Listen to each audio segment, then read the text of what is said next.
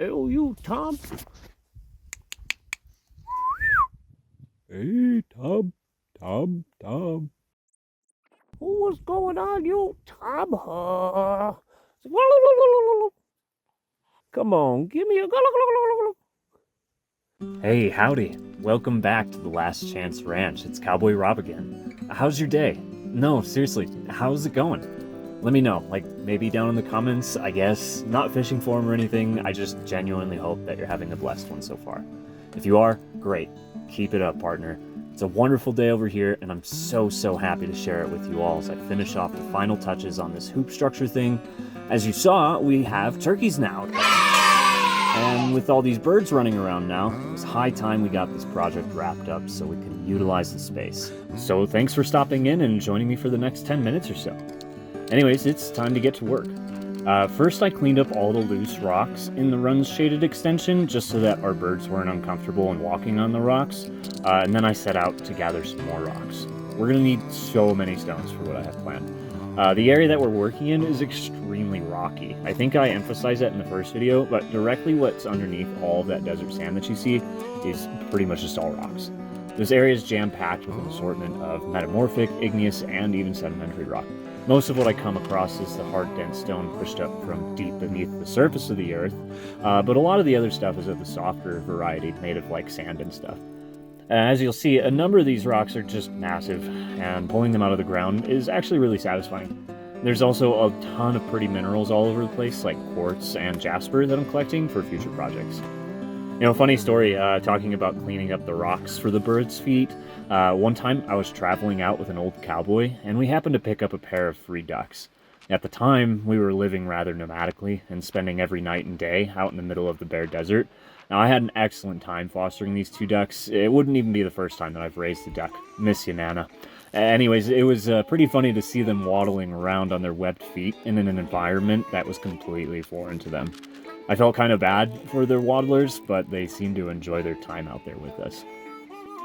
Well, onto the rocks. One of my main goals with any animal enclosure is security, so I'm trenching out underneath the border of the structure and filling it back in with stones. Later on, I'll firmly pack the dirt, add more small stones to the surface, and then finally line the wood with larger rocks. I do put wire mesh under some of the walls to prevent digging, but if you think like an animal and you're considerate of how you use rocks, you can more or less prevent any predators from getting in, from my experience. Now it's a hot one, boys. Don't forget to hydrate when you're out there having fun. You can solve all of your problems in life very simply by hydrating more. Back to the work. Now I'm Rob, but let me be frank. You're not caring for your animals properly if you're not checking in on them at least once per day.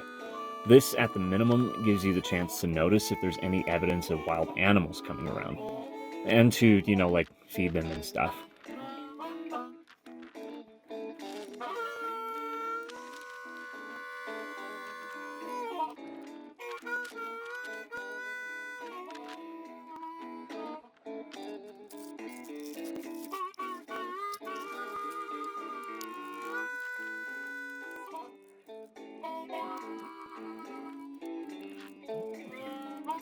On to the little things now. I forgot to seal the ends of the wood I cut.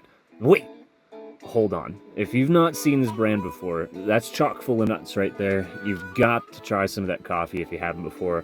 I'm sipping on a cup right now as I record this. It's gonna change your life. Sorry, got distracted. So we pre-treated all the wood that I used, like I had mentioned in the last video, except for all the fresh cuts that I made. They never got a little drink of oil, so I hit those spots up before I moved on. Now, since I built this adjacent to the initial chicken run, it shared a wall, but the fence still blocked any access in or out, so I jumped in over the fence for the last time and cut out the door. Just a few more wire ties twisted on, and now it's like one whole thing. Woo! Finally, I just had to fix up the mesh roof to the structure. Later, I'd add some fine bird netting to fill in all those gaps so that nothing could swoop in. Okay, these things have been pretty fun. And by pretty fun, I mean a major pain in the ass. So birds of all variety are really good at being messy, I can totally relate. But they have a penchant for hopping into both their food and their water, so it's best to elevate them. For water, we wanted to have a gravity-fed system so they couldn't muck it up. These poultry nipples can be found in any farm store, like a Tractor Supply. Now, I followed the instructions, mostly, I didn't have the exact size bit, so I went with one slightly smaller, 1/64th smaller, and drilled the holes, widening them ever so slightly. When all was said and done, about half the nipples didn't screw into the bucket very well and leaked. No worries, easy fix with some epoxy. Anyway, the structure was ready to welcome our new guests, so I present to you all Tom and Betty. I hope that they enjoy their new home, and I hope you enjoy the gratuitous foul footage. They're so beautiful, aren't they? Yeah. Let's live a happy life. Whoa. Major Tom to ground control. What's going on? Hey, you big Bob. Oh, you're so scary. Hey, old Tom. Say, you gonna give me a little Tom? Come on. What you doing, you Mr. Tom, huh? Oh, you kicked it over, Tom. What else, Mr. Tom? Oh, yeah, oh, you're so good. Hands made of steel and a heart made of gold. If you don't know, then I'll tell you so. You're so big. Look at your dinosaur. Huh? Works most his life, but he partied all night. Whiskey by the gallon and cigarette light. Sorry, I'm just fascinated by birds. It's an odd phenomenon. As you get older, the day that you pick up bird watching as a hobby gets closer and closer. Since it was moving day for the turkeys, we figured that it was moving time for our egg layers too. The small run that I built just so happened to experience a recent vacancy, as the previous guests, the meat birds, are now enjoying roaming around in the big chicken run in the sky. Listen to stories and take some advice. Did I mention that birds are messy? It was a really quick trip getting these birds up here, but they managed to cover the bottom of this plastic tote in no time. Oh well. Like 5 minutes.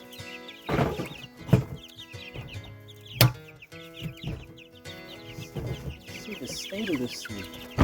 Smart as Wild. love, and he never gave a fuck about all your feelings, and he called it like it was.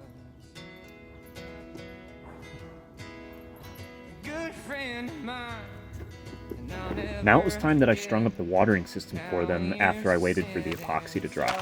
When transitioning your birds to a new watering system like this, I'd suggest letting them get a little thirsty first.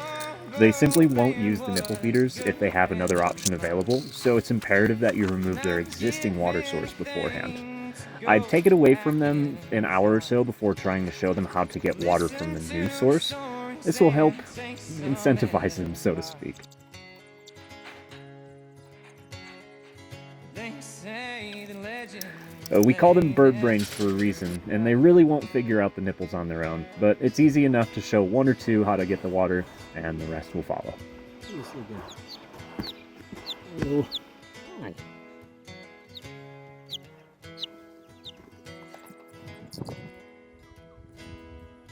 Whiskey I came back about an hour later to check on them, and they seem to have all figured it out. Clean water for the rest of your days, friends.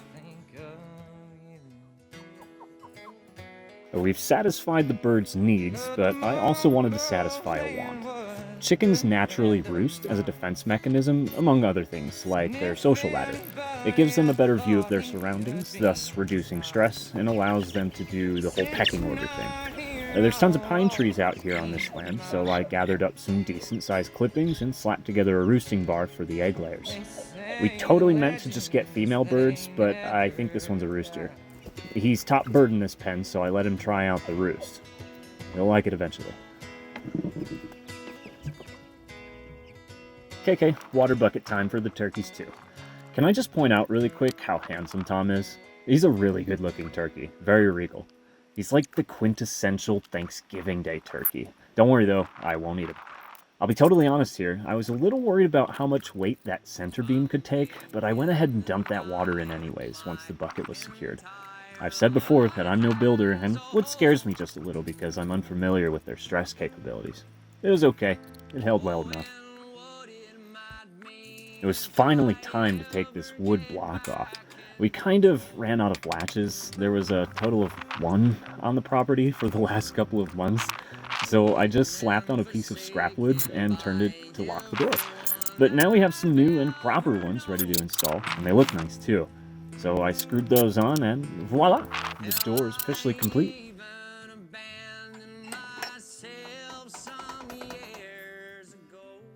Then I just had to throw on a second little gate latch for the inside door so that we could more easily get in and out. You might see a little bit of a new addition to their home on the left there. And here's just a sneak peek. Got a video in the works for you guys on that one if you enjoy watching me struggle bus on a build. Well, if you made it this far, I want to thank you for watching. I appreciate you stopping in today, and I hope you're doing okay. For those of you who are having a hard time with life or your own emotions, I want you to look deep within yourselves today. It might not feel like you have the ability to change how poorly you feel about everything going on right now, but if you search within, you'll always find a well of strength is there for you. We have these incredibly powerful meat calculators inside of our skulls, capable of profound personal reflection and radical change. We determine how we feel and react to everything going on around us, no one else. So recognize what you can control and what you can't. Become a master of your own thoughts and emotions, because at the end of the day, we all determine our own outcome. Start today with a more positive outlook and stick with it. Everything's going to be okay one day. Okay, almost done. I just have one last touch to add. I found these antlers a few weeks ago on this land, and I figured they'd look good right here.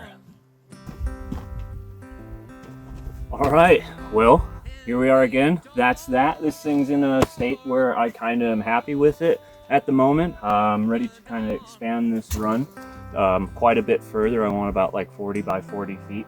That way these guys have a lot of room to play and run around. Sorry it took so long to get this video out. I've been really busy with another project that's kept me from really working on this thing, but I had a lot of fun with this one as well.